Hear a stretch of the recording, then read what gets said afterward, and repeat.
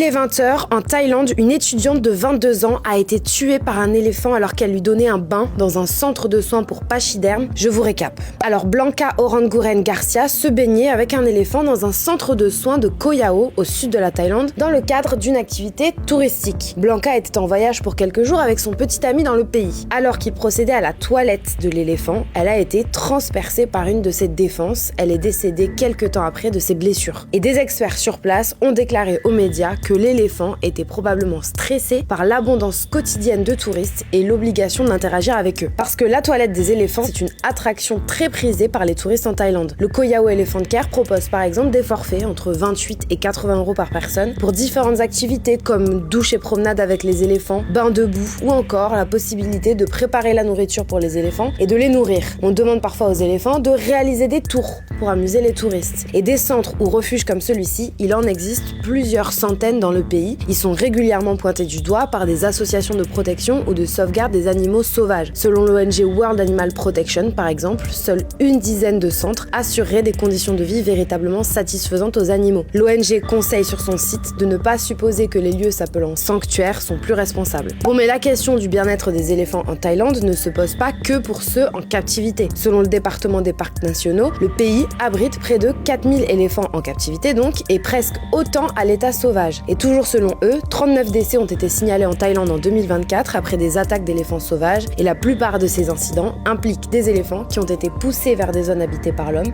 après la perte de leur habitat naturel.